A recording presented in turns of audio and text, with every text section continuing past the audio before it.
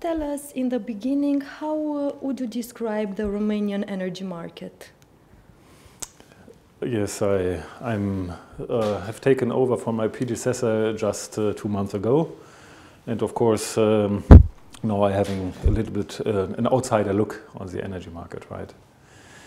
But I already have been in Romania from 2004 to 2008, so I have a comparison too. Before coming to the energy market as it is today, I first of all have to tell you I see really a big progress in the country and in the electricity segment too, and in gas distribution too. When I arrived this year in Romania, I've seen already there's a new airport. Then the street to Bucharest to drive along Băneasa shopping mall, and already there in the first meters you see so many changes. It's just great. Like another country. Almost. And then you come closer to Bucharest, you recognize more of the historic substance, the parks and so on, but still also the whole city is really developing strongly. But I realized also in Iași, where I have been working in 2004 to 2008, I was in Moldova area. And now recently I was in Iași again, and it's not a comparison. It's a really Palatul Culturii, and all the area is really great. And also the streets have changed. I'm traveling often to Târgu Mureș because our company has its headquarters over there. And even though the streets are not a highway yet, that's true, but they are refurbished and in a far better shape than they have been before. So the whole country develops, and also in electricity and distribution in my company here, I realize there have been many progresses. So the frequency of electricity interruptions has been reduced by 6 times, and the duration even by 9 times. And if you take it together, we have been best in class in Romania last year, but also in the whole country it has developed significantly. And in gas we have reduced the leakages by 2/3 in comparison to 15 years ago. So big progress on many parts of the country and of the economy, and I really see it. And now I see the current situation on the energy market. There I have to tell it's the same in all Europe. The whole European or even worldwide, we really see a scarcity of energy right now. And this has many reasons. It's a lack of investments in the past.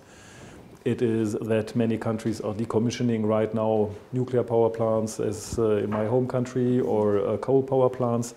And so it seems it's more and more scarce, and you need more and more to pay for energy right now. This is a challenge for all.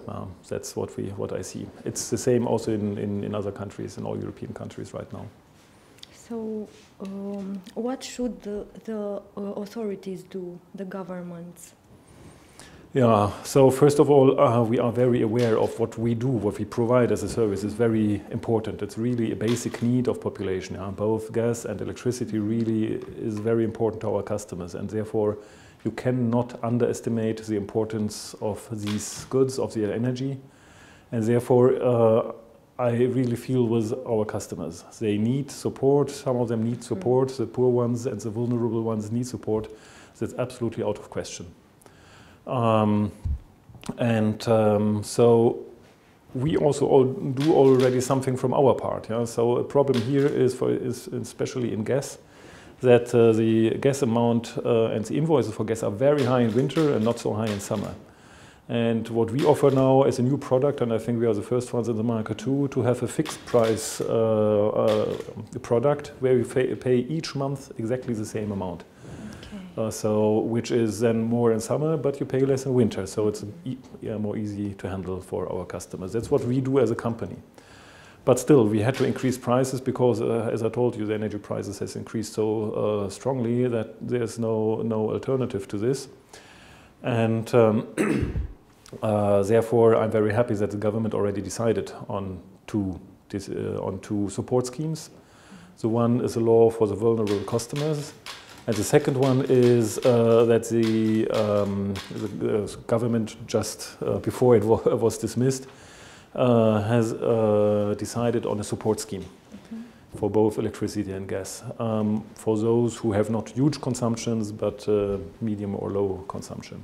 And for this, I think As I said, very important to help our customers, and already decision is there, and I'm very thankful to this.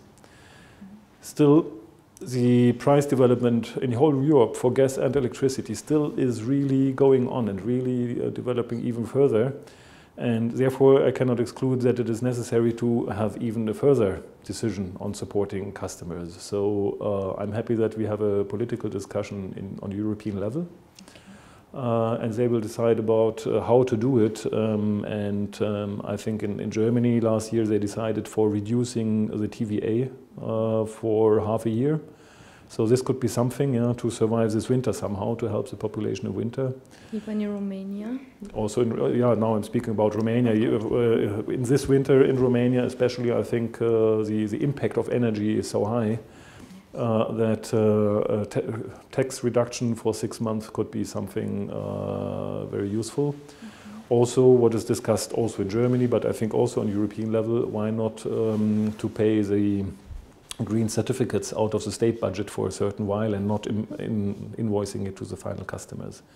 So I think there are more possibilities to do something, and let's see how the political debate is going on, because these are political decisions. We cannot, as a company, decide on it, but it needs to be a democratic decision and to be discussed on those levels. And if the price development is going on, I think it could be something useful to do also.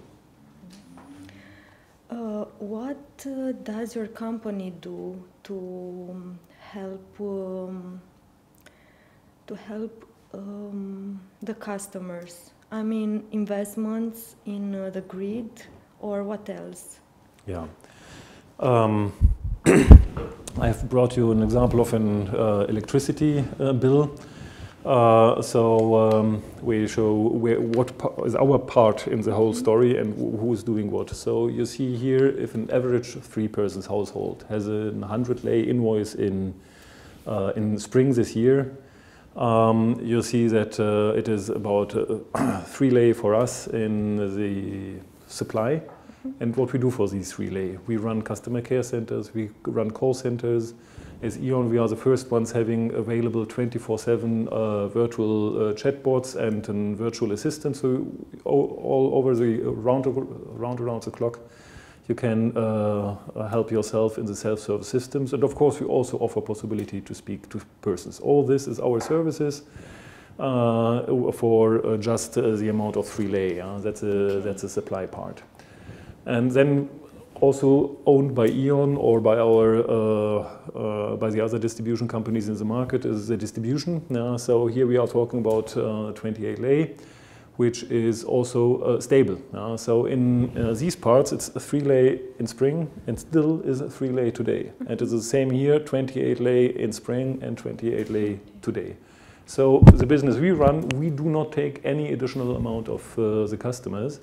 The whole additional amount we have to invoice to our customers, we just have to give it one-to-one. Now this far bigger amounts to energy producers or traders or importers.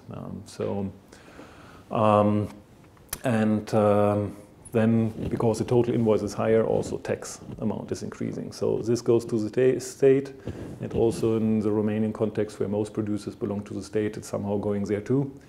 So there a change is taking place. So what we can do is, as I said, we are offering a product like E.ON Cost Control, where you pay, also for gas now, 11 times the same amount, and then the regularizare after 1 year.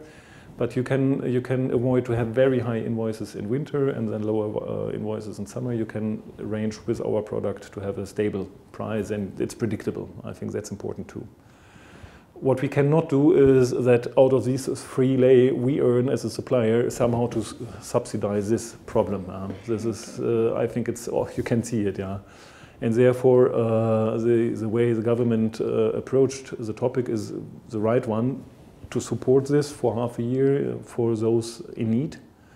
Not to everyone, but for those in need, I think that's a very good approach. But here, as a company, you see what we run our services. We did not increase our parts of the invoice, and I think that's where we show that we are reliable.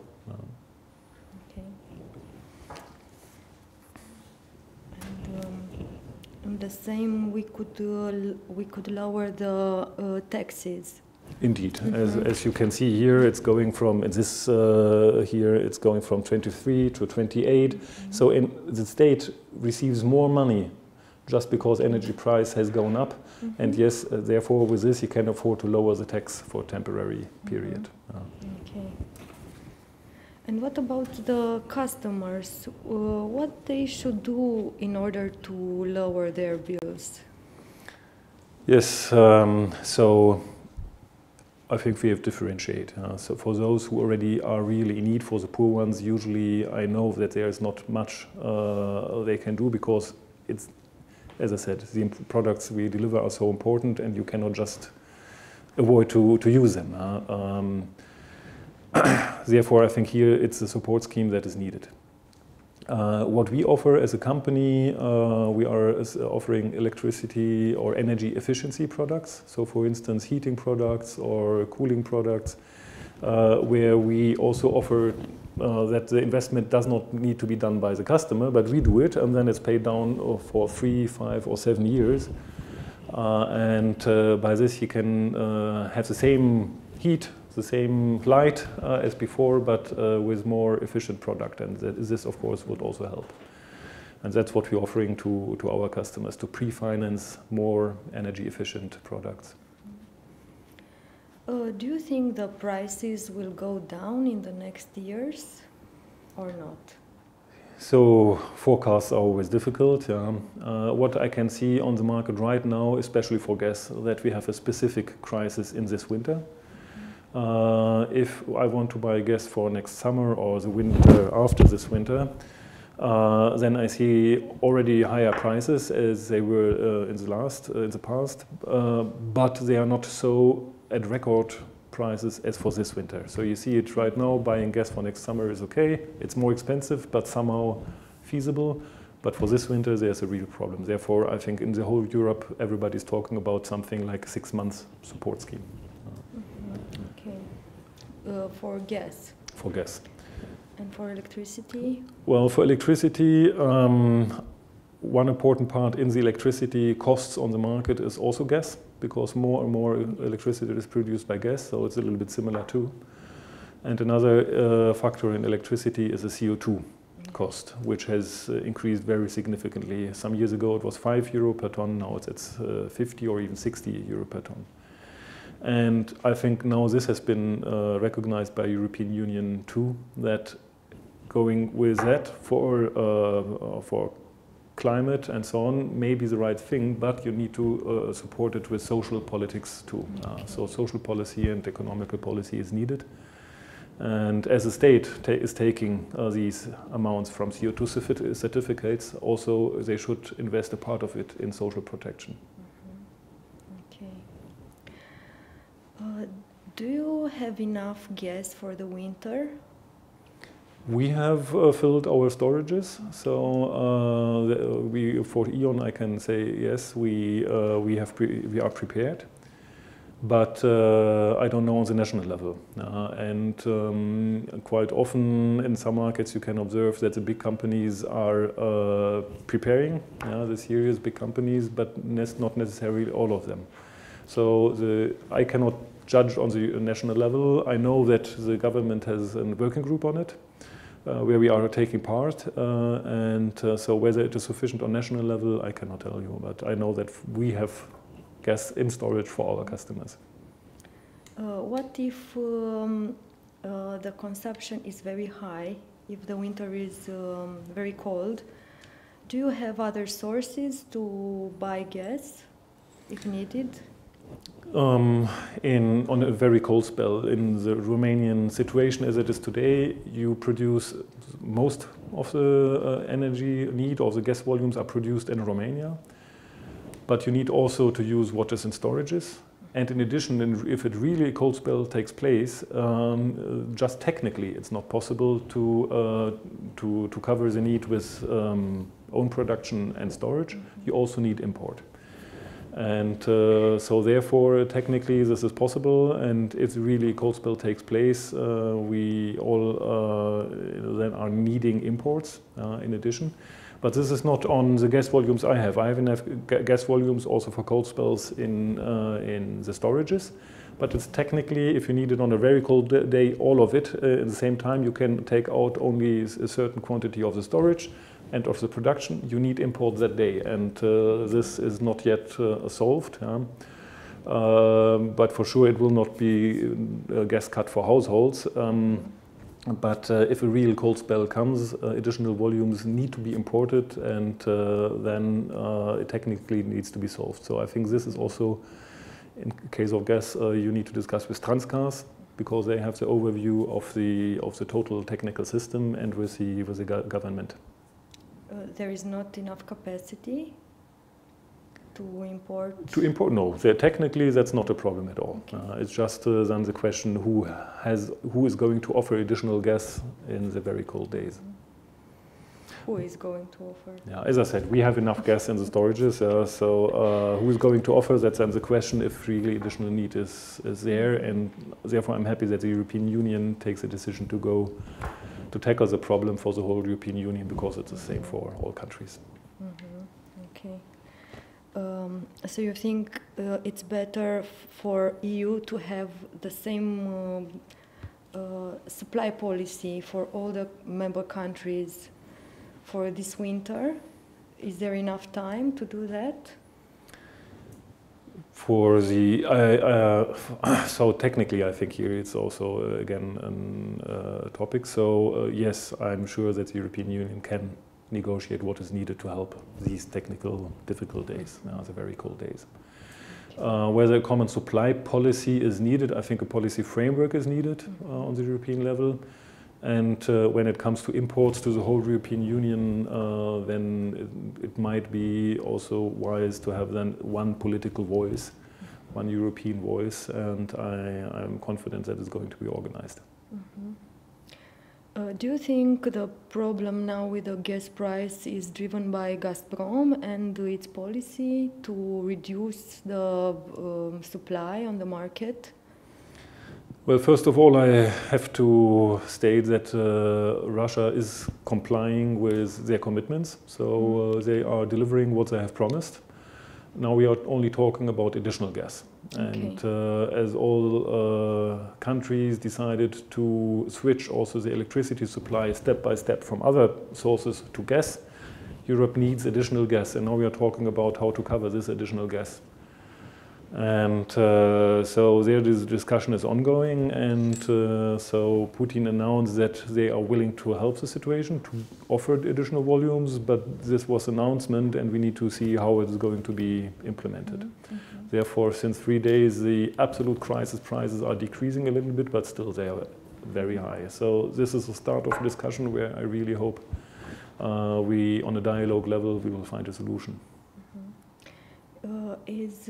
Are there any volumes coming through Nord Stream 2 yet? Not yet. So currently, right now, Nord Stream is filled with gas for testing, technical testing. And so in the last days, I've seen more constructive voices, both from the German side, from the German administration taking the technical tests and the administrative procedures. And also from the Russian side. So I don't know when Nord Stream is going to start.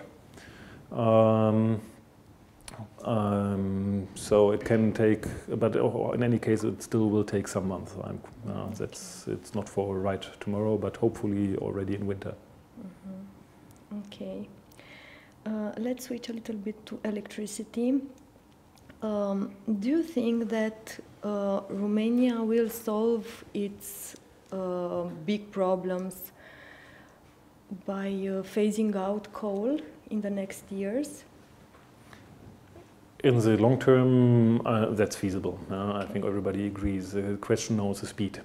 So because, as I told you, now more and more European countries decided to replace coal or other sources by renewables. So the problem with this is renewables produce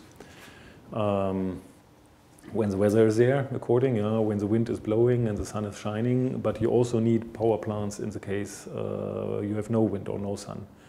And this is not yet sufficiently perceived in the public debate. And therefore, you need some conventional power plants in place. You cannot only rely on renewables. And I think due to this also hydrogen will become a topic. Yeah? Then if there's enough wind, you produce hydrogen, which you can store and you use it later if there's no wind anymore. But this is long-term development. For right now, you just need to have some power plants in place, and so you can switch off old coal power plants when new power plants are there. Okay. So it depends on the speed to build up, to invest into new power plants. So we cannot close coal plants and not have something else instead? We could rely on neighboring countries, but I've seen coal spells that are not only local. I have seen coal spells which are beyond the borders. And then if in all countries it's the same and everybody needs electricity at the same time, then it's also difficult to rely on the neighboring countries. So therefore, you should try to have a solution within Romania. Yeah? We all have to find solutions within Romania. And therefore, in principle, it's absolutely right. You cannot switch off more than you build. Tell us about your investment plans in Romania. Yeah. So as I told you, where is our part? Yeah? So we are investing here in electricity. We are investing in our business, which is the supply business and which is the distribution business. So, and in these parts, we decided to really increase the amount of volumes we invest, the amount of money we invest. Let me describe technically how the grids look like in Romania. So they have been constructed in the 50s, 60s and 70s, beginning of 80s, and the quality of this was decent. You could work with it. And then between 1985 and 2005, 20 years more or less, no investment was taking place, or unfortunately with a very poor material. So we have this poor material from those 20 years, and what has been invested before is getting very old now. That's our challenge. So we are investing strongly since 15 years. Since the privatization, we increased the investments into the grids. We invested 1.8 billion euro and mostly in electricity and gas grids. And now we decided to increase even more, to increase both in electricity and in gas substantially. So if we invested something like 100 million euros in the past years per year, this year we are going to invest almost 150 million euro. Next year, 190 million euro, and to increase even more in the years to come. And this is only our part, what we are going to invest. On top of this, we want to use European money. So European Union programs are there. We already have implemented European projects. We are implementing right now European projects, and we are applying for far more projects. A big one we hope for is Carmen. It's the name of the project. And we really hope it is the funds are going to be granted in 1 or 2 months. Because then really substantial amounts of money are coming on top what I just mentioned. It's a once-in-a-lifetime chance, the energy transition ahead of us. So we have an historic increase of investments. Which is the value of Carmen project? The total project of just this one project is around 100 million euro. Okay. 50 million then would come from us. And so it needs to be prepared, and then 2024 and in the future, then 50 more million are going to come from us, and 50 million roughly from the European Union. And as a whole, which is the amount of money you would like to get from the European Union? Well, the volumes that are granted to Romania are there.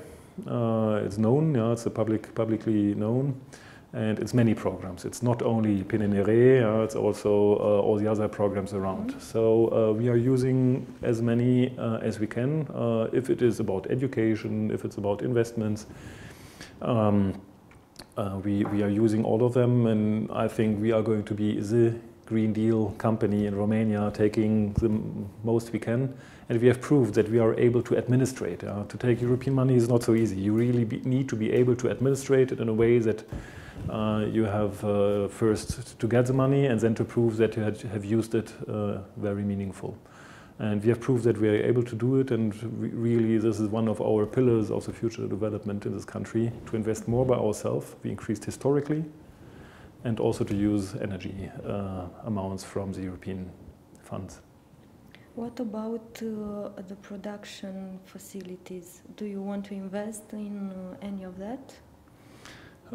As E.ON, as a company, not only in Romania, in all our countries, we decided not to go into investments into power production as such.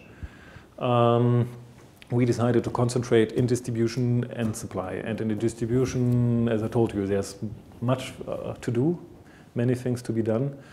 And we are concentrating there, we are investing more there, and that's our contribution. I think the energy transition is such a challenge. All need to do their part. Investors, generators, distributors, and we are playing our role responsibly. And we also help our customers that they invest.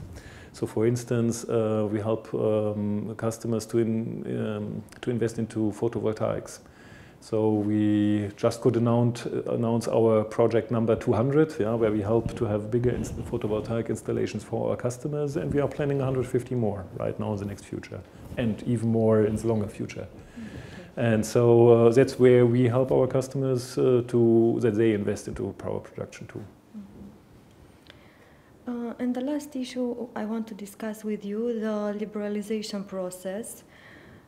How would you describe the process here, having in mind what happened in Germany years ago with the liberalization part? Yeah, liberalization took place in Germany when I started 20 years ago.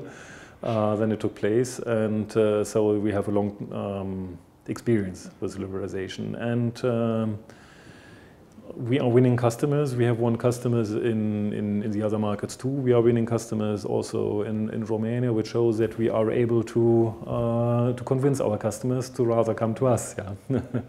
So liberalization, I think, is the only way of customers to choose their suppliers, to go to that company that has a most convincing offer. What liberalization cannot help is this problem. So if the energy prices go from here to there because no energy is just around, it has nothing to do with liberalization. It has to do with missing investments in the past. And therefore, as I said, I think you asked me about the solutions now. For the winter we discussed, but we need a midterm and a long-term solution, and we need investments. And in the Romanian context, I think you can be happy. You have, in gas, for instance, you have own resources in the country, which is not the case of Germany or many other countries. So the Black Sea is an opportunity, and I think now the situation as of today shows you have to explore the Black Sea to open this source for Romania, because always it's good not to be too dependent from others. So in gas, I think that's the way out, having the Black Sea, and also developing biogas, and developing like from waste and other sources, and also to start the hydrogen, which is a long-term solution only, that's clear.